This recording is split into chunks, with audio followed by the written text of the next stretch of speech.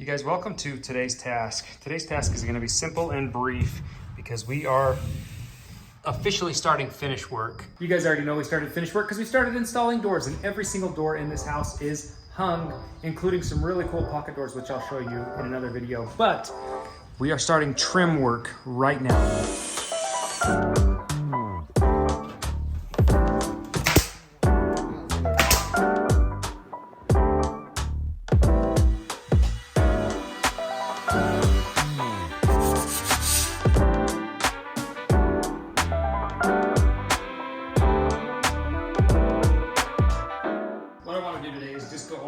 Of the molding details that we've chosen for our house. So this window is completely molded out, trimmed, jambs, everything.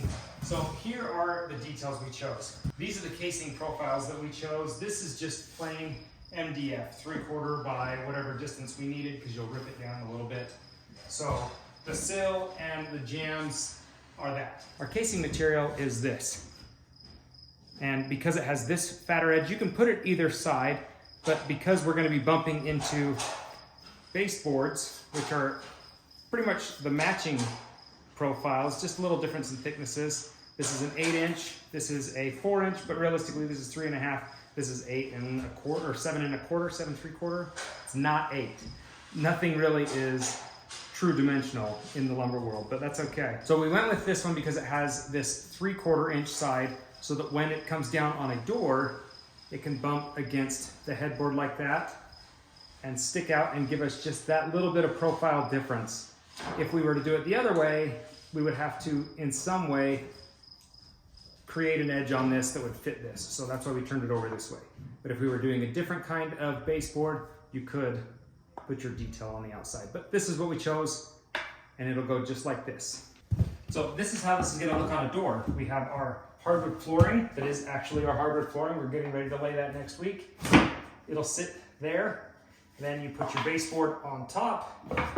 Looks super pretty. And then your casing, if you're next to a door, will come down to the ground.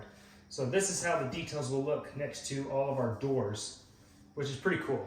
And these are the kind of things you want picked out as soon as possible, so that you don't have to wait on it.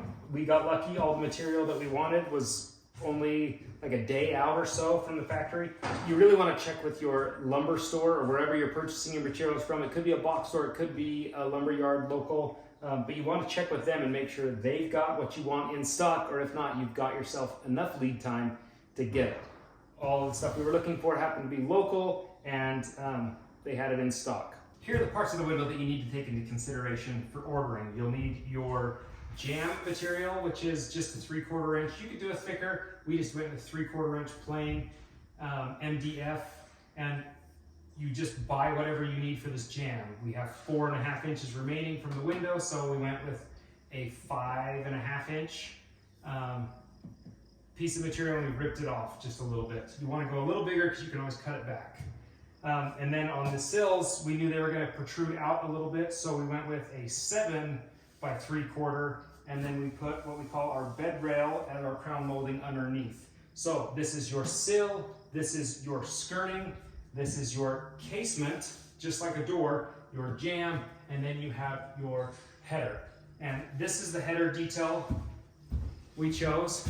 I like this header because it meets what my wife wanted and what I wanted. I really wanted some type of a molding on top of the door that stack out a little bit further than the header itself. So it just kind of created this effect, and then one on top as well. My wife wanted kind of a little more ornate detail, so that's why we chose this kind of style, and it meets the best of both worlds. Gives us that bigger flat headboard, but with a little bit of ornate detailing in it. And one of the choices we made was to make this edge line up with the outside of the casement, and then let this continue around, so that it gives you that kind of outcropping look, but then this lines up with the headboard. And that's a look I really like. So this really met all of our kind of wants and demands on it.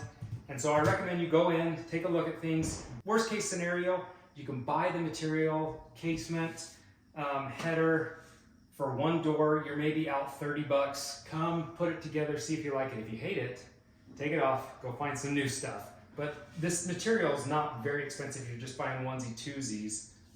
When you buy all of it, it does get a little expensive, but it's not bad ultimately, because you're gonna have this for the rest of your life and you want it to look the way you want it to look. Here is a pro tip when it comes to this. When I've done my windows in the past, I'd always do my jambs.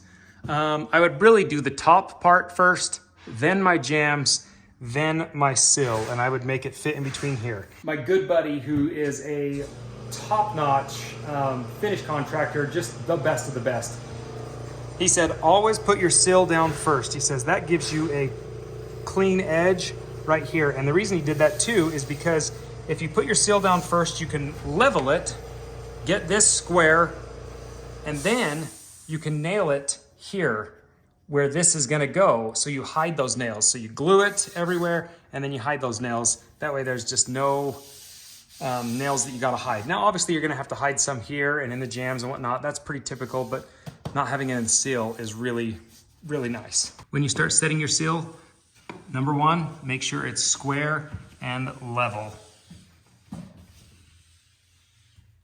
This is Anson, my finish contractor, and he always is looking down everything. He wants to see. If he sees it bow anywhere, he'll go and adjust it a little bit.